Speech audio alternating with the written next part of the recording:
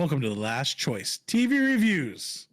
We're going to be looking at the new HBO original series, The Last of Us, James.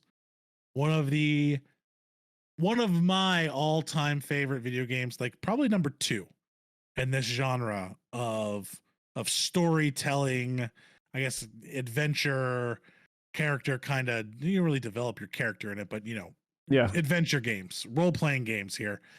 And you have not played the video I have game. not played. I'm an Xbox fanboy through and through, so I'm poor and couldn't afford both consoles. You played the second game though. No, I haven't played the second game either. I haven't played either. I'm waiting for. I've watched people play the first one about an hour through, probably about 30 minutes of the second. I'm super excited because it's coming to Steam. I wish that it was coming out now and like a couple weeks later the show was starting. So I'm a little bit disappointed in that because I've done pretty well about not really ruining any of the story for myself to kind of. I mean, I know the gist of it, but I don't know the twists and turns that probably happen throughout the end as we'll do with Naughty Dog games. So I'm super excited to hear this. It's definitely, as you said earlier, it's a banger coming right at us. Oh, see, you got it back in there. We thought we were going to leave it. This is our second attempt at recording this because we had some technical difficulties on the first one. But again, you have an amazing cast here and kind of set the tone. This is a series or video game, and now a series that takes place about 20 years after modern civilization has been destroyed. Yeah. Like you do not have modern civilization, and you're going to be following Joel, who is a survivor of this, and in this 14-year-old girl named Ellie through all of these different quarantine areas. And there's just if you could think of the worst thing that could happen with COVID, this is what happened. Like here is the real life story of we didn't get this under control and bad things started to happen, and there's monsters and craziness and stuff like that. Take some liberties as you will, but basically there's a story here that for me, when I played the game, I was just in awe of the story to the point to where I actually would forget that I was playing a game and just be like, why isn't anything moving? Why isn't anything going? Oh crap, I gotta play right now. I always said, like, I just want all the cutscenes. Like I loved when there's a guy on YouTube, I don't remember who it was, that put all the cutscenes together so you could watch it as this cinematic movie. And it was phenomenal that way. I am so glad that they're going. The cast looks wonderful. Yeah, Pedro Pascal and Bella Ramsey. Are heading up the two main characters, and I mean, and HBO's not playing. They came, they're swinging for the fences. It seems like on this. Bella Ramsey is still one of my favorite characters in Game of Thrones. Oh my goodness, she crushed it. That girl crushed it in Game of Thrones, and it's like one of those things was like, man, I wish. She doesn't look like the character in the video game. But man, am I glad it's her, because she has the right personality, the right swagger to play Ellie. Like she's gonna dominate this role. Like I know she's gonna bring it, because that was one of the big criticisms of like, well, she doesn't really look like the character. Like the casting wasn't that good. I'm like, no. But I think Ellie sometimes you get caught up. She looked. Yeah, you get caught up in the way things look sometimes. I know it's coming from another visual medium, but sometimes is it better that the actress looks like the person that you think they're going to look like, or is it better to get the right person for the role? The right person, and they nailed it. And I also think Pascal is perfect for this. Yeah, Pedro Pascal, coming from Mandalorian, and then he was Wonder Woman too, the 1984 Wonder Woman. Yeah, I thought that role was pretty weak, but not weak by his performance. Just I think a little bit. No, but I'm just saying other places you would have seen him. Whether he's the role. Yeah, I guess because in Mandalorian, people might not know it's him if they're just a casual watcher, seeing as he doesn't take his helmet off. Well, okay. At some point, he does. I mean, he does for brief moments, but like what? No, it was like 4 episodes in, he takes his helmet off. That was yeah, for us, but yeah, that was one of my biggest pet peeves with the movie. Is like, what do you mean we see the Mandalorian's face? He should never take the helmet off. Hey, listen, he comes from the other. He's transitioning. Okay. But anyway. So it's Friday the 13th, and this comes out in 2 days. So we thought we'd just kind of give everyone a little update, let people know that we're back with the Last Choice TV reviews.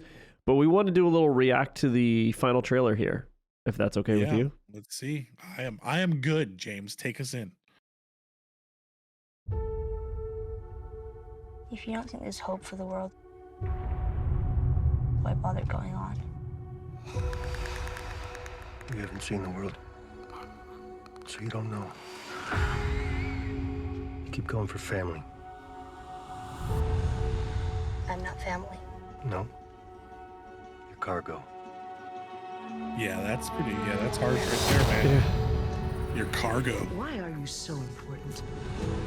Oh, it looks so good. They're working on a cure. Clicker. What really impressed them was the fact that I didn't turn into a monster. She's so much. So that's big right there that they put that right in the trailer. Yeah. That's funny. Okay. That was funny.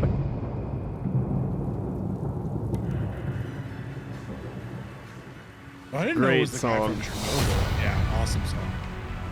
I'm taking you with me. Oh, look at that. You do what I say when I say it. It really does bring back memories of the game. You got any advice? Really? Best way Yeah. west? Yeah. Go east. Best advice to go west, go east. Go east. Come Yep. this far. Then you know what's out there. You're not gonna scare us. Scared him?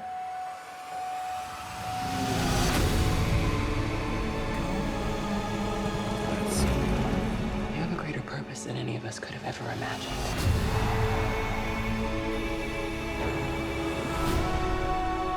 Be careful who you put your faith in. Nick Offerman. yeah. Bill, I believe. It's gonna be interesting to see Might not him be her father. play a role I like think this. he's playing. I Your think he's sons. playing Bill. Yeah, Bill. You trust me?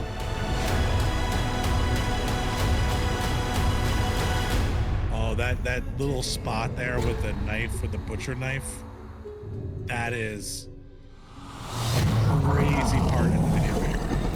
Whoa. There they are. They look almost identical. Like that's so amazing. So amazing. That is fanboy. I'm already fanboy.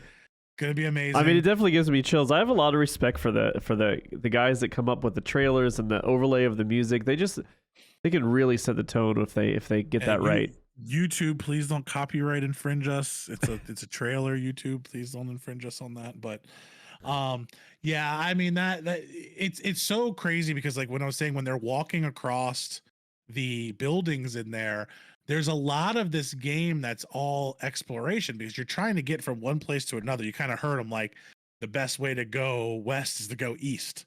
Like they've got to get to this place, and I'm not going to give it away. Yeah. You know, it's not in there, but I just remember like the clickers and how they all were there, like the monsters that you saw, like they're taking this route around them through all these neighborhoods, but then you have all these different like looters, and it's there's no civilization here. Like it's gone. You can see how it's all overrun.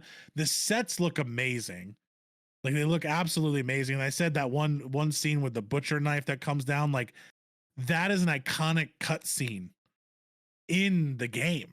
Gotcha. Like that actual thing happens. Like you see that in the game. Like obviously there's something that goes on with that and all of those things. Not going to get into that as we go. You know, we'll break it down. One thing I do know is I got to play the game up until the point that we stop the episodes. So like I'm gonna have to run through these real quick. I got my PlayStation plugged in. I got it downloaded. I'm ready to go to play the game along with the show. And I've never done that before. I'm not one that likes to like I said, do things at once. I'm super disappointed it's not. I don't have the game to play until March. I think is when it comes out. So overall, I am stoked. I think we are gonna have HBO just seems to be crushing it right now with like the time they're putting into shows and when they choose to do one, it's high quality.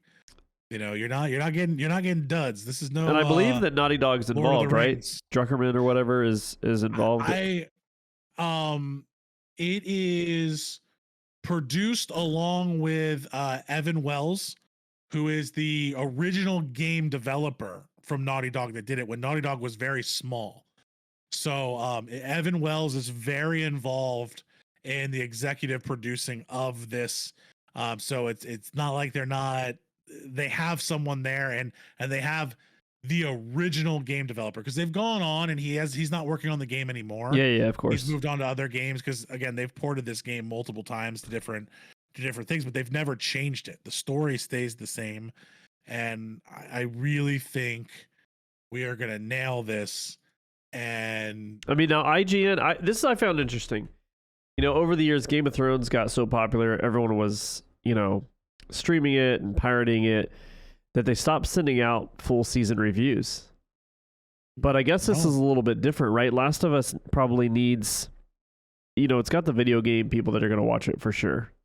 Every video game person's probably going to be interested, going to at least try to watch it, just like they did with the Halo TV show. But I think it was a smart business plan to send out the full season and let these mediums review it. And I think they did it because they knew that it was good. Because IGN gave it a 9 out of 10, which is not...